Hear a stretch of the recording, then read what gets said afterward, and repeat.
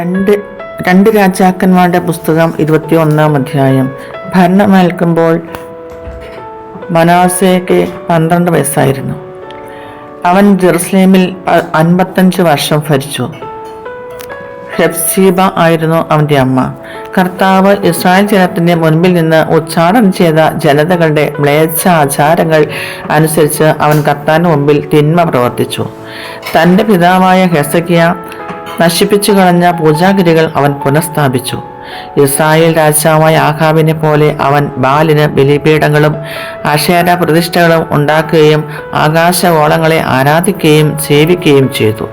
ജെറുസലേമിൽ ഞാൻ എൻ്റെ നാമം സ്ഥാപിക്കും എന്ന് കർത്താവ് പറഞ്ഞ അവിടുത്തെ ആലയത്തിൽ അവൻ ബലിപീഠങ്ങൾ പണിതു. ദേവാലയത്തിൽ 2 അങ്കണങ്ങളിലും അവൻ ആകാശഗോളങ്ങൾക്ക് ബലിപീഠങ്ങൾ നിർമ്മിച്ചു. തൻ്റെ പുത്രനെ ബലി അർപ്പിക്കുകയും ഭാവി ഫലപ്രവചനം, ശകുനം, ആഭിചാരം, മന്ത്രവാദം എന്നിവ സ്വീകരിക്കുകയും ചെയ്തു. വളരെയധികം തിന്മ ചെയ്ത് അവൻ കർത്താവിനെ പ്രകോപിപ്പിച്ചു. ഇസ്രായേൽ ഗോത്രങ്ങളിൽ നിന്ന് ഞാൻ തിരഞ്ഞെടുത്ത ജെറുസലേമിലും ഈ ഭവനത്തിലും എന്നേക്കുമായി ഞാൻ എൻ്റെ നാമം സ്ഥാപിക്കും എന്ന് ദാവീദിനോട് അവൻ്റെ പുത്രൻ സോളമനോട് കർത്താവ് അരുളിച്ചെയ്തു. അവിടുത്തെ ആലയത്തിൽ അവൻ താൻ കൊത്തിയുണ്ടാക്കിയ അശേര വിഗ്രഹം പ്രതിഷ്ഠിച്ചു.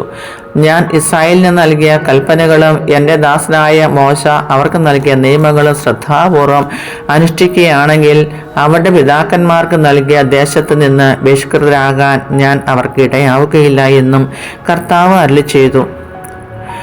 എന്നാൽ അവർ അത് വകവെച്ചില്ല. ഇസ്രായേൽ ജനത്തിന് മുൻപിൽ നിന്ന് കർത്താവ് നശിപ്പിച്ചു കളഞ്ഞ ജനതകൾ ചെയ്തതിനേക്കാൾ കൂടുതൽ തിന്മ ചെയ്യാൻ മനാസെ അവരെ പ്രേരിപ്പിച്ചു.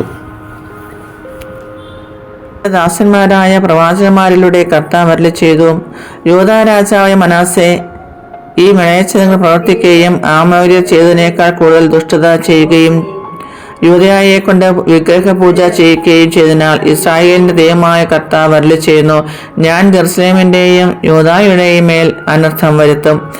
കേൾക്കുന്നവന്റെ ചെവി തരിക്കും. സമരിയായുടെ അളവുകോല് കൊണ്ടും ആഹാബിന്റെ ഭവനത്തിലെ തൂക്കുകട്ട കൊണ്ടും ഞാൻ ജെറുസലേമിനെ അളന്നു തൂക്കും. തുടച്ച് കമഴ്ത്തി വെച്ച പാത്രം പോലെ ഞാൻ ജെറുസലേമിനെ ശൂന്യമാക്കും. എൻ്റെ അവകാശത്തിൻ്റെ അവശിഷ്ട ഭാഗം ഞാൻ അവരുടെ ശത്രുക്കളുടെ കൈകളിലേക്ക് എറിഞ്ഞു കൊടുക്കും. ശത്രുക്കൾ അവരെ തങ്ങളുടെ ഇരയും കൊള്ള മുതലുമാക്കും. എന്തെന്നാൽ തങ്ങളുടെ പിതാക്കന്മാർ ഈജിപ്തിൽ നിന്ന് പുറപ്പെട്ട കാലം മുതൽ ഇന്ന് വരെ അവർ എൻ്റെ മുമ്പിൽ തിന്മ ചെയ്ത് എന്നെ പ്രകോപിപ്പിച്ചു.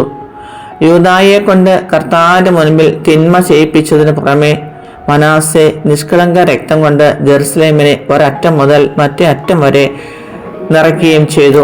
മനാസയുടെ മറ്റു പ്രവർത്തനങ്ങളും അവന്റെ പാപങ്ങളും യൂദാ രാജാക്കളുടെ ദിനവൃത്താന്തത്തിൽ രേഖപ്പെടുത്തിയിട്ടുണ്ടല്ലോ. മനാസെ പിതാക്കന്മാരോട് ചേർന്നു തൻ്റെ ഭവനത്തിലെ ഉസ്സായിയുടെ ഉദ്യാനത്തിൽ സംസ്കരിക്കപ്പെട്ടു. പുത്രൻ ആമോൻ ഭരണമേറ്റു. ഭരണമേൽക്കുമ്പോൾ ആമോന് 22 വയസ്സായിരുന്നു. അവൻ ജെറുസലേമിൽ 2 വർഷം ഭരിച്ചു. അവൻ്റെ മാതാവ് യുവദ്ബായിലെ ഖറൂസിന്റെ പുത്രിയായ മെഷുല്ലമത്ത് ആയിരുന്നു. അവൻ തൻ്റെ പിതാവ് മനാസയെ പോലെ അവൻ കർത്താവിന്റെ മുമ്പിൽ തിന്മ ചെയ്തു. പിതാവ് ചരിച്ച പാതകളിലെല്ലാം അവനും ചരിച്ചു. പിതാവ് സേവിച്ച വിഗ്രഹങ്ങളെ അവന് സേവിക്കുകയും ആരാധിക്കുകയും ചെയ്തു. പിതാക്കന്മാരുടെ ദൈവമായ കർത്താവിനെ അവൻ പരിത്യജിച്ചു. അവിടുത്തെ മാർഗത്തിൽ നടന്നില്ല. ഭൃത്യന്മാർ ഗൂഢാലോചന നടത്തി ആമോനെ സ്വഭവനത്തിൽ വെച്ച് കൊന്നു. രാജ്യത്തെ ജനം ആമോൻ രാജാവിനെതിരെ ഗൂഢാലോചന നടത്തിയവരെല്ലാം നിഗ്രഹിക്കുകയും അവൻ്റെ മകൻ ജോസിയായി രാജാവായി അവരോധിക്കുകയും ചെയ്തു. ആമോന്റെ മറ്റ് പ്രവർത്തനങ്ങൾ യൂദാ രാജാക്കന്മാരുടെ ദിനവൃത്താന്തത്തിൽ രേഖപ്പെടുത്തിയിട്ടുണ്ടല്ലോ. അവനെ ഉസ്സായുടെ ഉദ്യാനത്തിലെ ശവകുടീരത്തിൽ സംസ്കരിച്ചു. പുത്രനായ ജോസിയ ഭരണമേറ്റു. 2 രാജാക്കന്മാരുടെ പുസ്തകം 22-ാം അധ്യായം. ഭരണം തുടങ്ങിയപ്പോൾ ജോസിയയ്ക്ക് 8 വയസ്സായിരുന്നു. അവൻ ജെറുസലേമിൽ 31 വർഷം ഭരിച്ചു. ബോസ്കാത്തിലെ അദായുടെ മകൾ യദീദയായിരുന്നു അവൻ്റെ അമ്മ. അവൻ കർത്താവിൻ്റെ മുമ്പിൽ നീതിപൂർവ്വം വർത്തിച്ചു. പിതാവായ ദാവീദിന്റെ മാർഗങ്ങളിൽ നിന്ന് ഇടം വലം വ്യതിചലിച്ചില്ല. തൻ്റെ 18-ാം ഭരണവർഷം മെഷുല്ലാമിൻ്റെ പൗത്രനും അസാലിയയുടെ പുത്രനും തൻ്റെ കാര്യസ്ഥനുമായ ഷാഫാനെ കർത്താവിൻ്റെ ആലയത്തിലേക്ക് അയച്ചുകൊണ്ട് ജോസിയ പറഞ്ഞു, കവാടം സൂക്ഷിപ്പുകാർ ദേവാലയത്തിനു വേണ്ടി ജനത്തിൽ നിന്ന് സംഭരിച്ച പണത്തിൻ്റെ കണക്കെടുക്കാൻ പ്രധാന പുരോഹിതനായ ഹിൽക്കിയായോട് ആവശ്യപ്പെടുക. അവൻ അത് കർത്താവിൻ്റെ ഭവനത്തിൻ്റെ മേൽനോട്ടം വഹിക്കുന്നവരെ ഏൽപ്പിക്കണം. അത് അവർ ആലയത്തിൻ്റെ അറ്റകുറ്റപ്പണി ചെയ്യുന്ന തച്ചന്മാർ, ശില്പികൾ, കൽപ്പണിക്കാർ എന്നിവർക്ക് കൊടുക്കുന്നതിനും തടിയും ചെത്തി ഒരുക്കിയ കല്ലും വാങ്ങുന്നതിനും വിനിയോഗിക്കട്ടെ. അവർ പണം വിശ്വസ്തയോടെ കൈകാര്യം ചെയ്യുന്നതിനാൽ അവരോട് കണക്ക് ആവശ്യപ്പെടേണ്ട. കർത്താവിൻ്റെ ഭവനത്തിൽ താൻ നിയമഗ്രന്ഥം കണ്ടെത്തിയിരിക്കുന്നു എന്ന് പ്രധാന പുരോഹിതൻ ഹിൽക്കിയ കാര്യസ്ഥൻ ഷാഫാനോട് പറഞ്ഞു. അവൻ അത് വായിച്ചു. കാര്യസ്ഥൻ ഷാഫാൻ രാജാവിൻ്റെ അടുത്ത് ചെന്ന് പറഞ്ഞു, അങ്ങയുടെ ദാസന്മാർ ആലയത്തിലുണ്ടായിരുന്ന പണം മുഴുവൻ ദേവാലയത്തിൻ്റെ മേൽനോട്ടക്കാരെ ഏൽപ്പിച്ചു. പുരോഹിതൻ ഹിൽക്കിയ ഒരു ഗ്രന്ഥം തന്നയച്ചിട്ടുണ്ട്. ഷാഫാൻ അത് രാജാവിൻ്റെ മുമ്പിൽ വായിച്ചു. നിയമഗ്രന്ഥം വായിച്ചു കേട്ടപ്പോൾ രാജാവ് വസ്ത്രം കീറി. പുരോഹിതൻ ഹിൽക്കിയ, ഷാഫാൻ്റെ പുത്രൻ അഹീക്കാം, മിഖായുടെ പുത്രൻ അക്ബോർ, കാര്യസ്ഥൻ ഷാഫാൻ, രാജസേവകൻ ആസായ എന്നിവരോട് രാജാവ് കൽപ്പിച്ചു, എനിക്കും ജനത്തിനും യൂദാ മുഴുവനും വേണ്ടി നിങ്ങൾ പോയി കണ്ടുകെട്ടിയ ഈ ഗ്രന്ഥത്തിലെ വചനങ്ങളെക്കുറിച്ച് കർത്താവിനോട് ആരായുവിൻ. നമ്മൾ ചെയ്യണമെന്ന് ഈ ഗ്രന്ഥത്തിൽ ആവശ്യപ്പെട്ടിരിക്കുന്ന കാര്യങ്ങൾ നമ്മുടെ പിതാക്കന്മാർ അനുസരിക്കാതിരുന്നതിനാൽ കർത്താവിൻ്റെ ഉഗ്രകോപം നമുക്കെതിരെ ജ്വലിക്കുന്നു.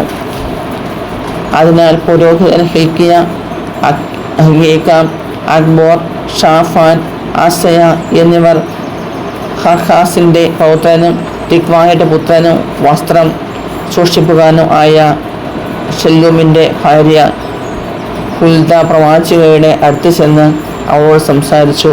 അവൾ ജെറുസലേമിൻ്റെ പുതിയ ഭാഗത്താണ് താമസിച്ചിരുന്നത്.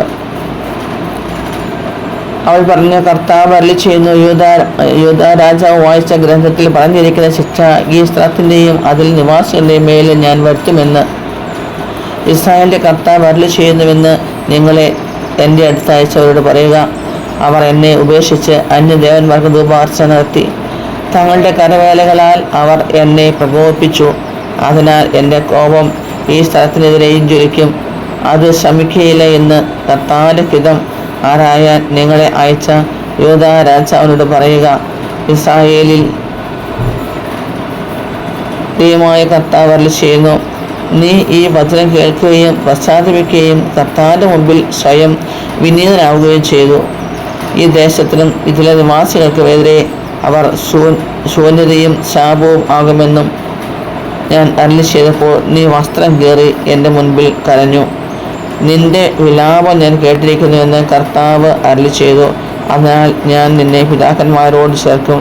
നീ സമാധാനപൂർവ്വം കല്ലറ പോകും. ഞാൻ ഈ സ്ഥലത്തിന് വരുത്തുന്ന അനർത്ഥങ്ങൾ നിനക്ക് കാണേണ്ടി വരികയില്ല. അവർ ഈ വചനം രാജാവിനെ അറിയിച്ചു.